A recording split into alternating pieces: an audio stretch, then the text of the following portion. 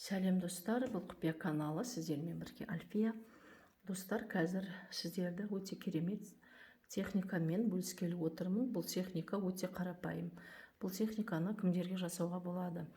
Бұл техниканы мысалға сіздер біреумен қатты ұрсып қаласыңыз, бетіңізге қатты жаман сөздер, көңіліңізге тиетін сөздер айтып жатса, демесе сізді біреу қарғаса, жұмыс жерде біреу қарғап, жаман сөздер айтса, сыртыңыздан өсектеп, тіпті жүргізбей жүрсе, сізге әр бәлені айтып, қарғыстан,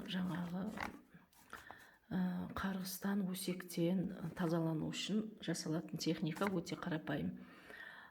Келесіңізде, мысалға, сіздер любой жерден бір кран табасыңыз, үйіңізге келесіңіз, немесе басқа жерге кранды келесіңіз, ашасыңыз, ашқаннан кейін дұғаны мен комментарийға бекітіп қоямын. Ол дұғада атыңыз деген жерге өз атыңызды айтасыңыз да, қолыңызды кранды ашып, 1 минуттай осындай 1 минуттай судың астында ұстайсыңыз. Ұстап тұрғаннан кейін суға қарап 3 рет дұғаны оқисыңыз.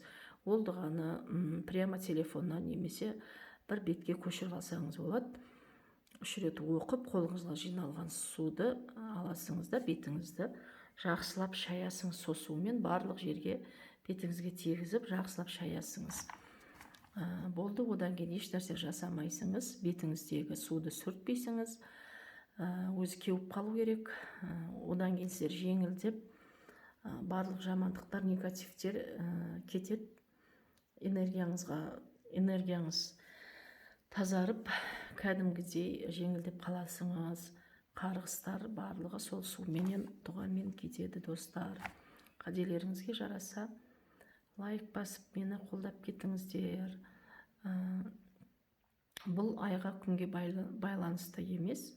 Егер біреумен ұрсып қалған жағдайда, сіз желательно сол күні жасаған жақсы. Мысалы, сөз естіп, қатты қиналып, немесе біреуден қарғыс естіген кезде үстіңізге, энергияңызға сіңбей тұрып жасағаныңыз жақсы негізі. Ал егер де сіздер ұмытып кетіп, ашумен ұмытып кетіп, сол күн жасай алмай қалсаңыз, онда басқа кезде жасасаңыз да болады, достар. Сәттілік жасап көріңіздер.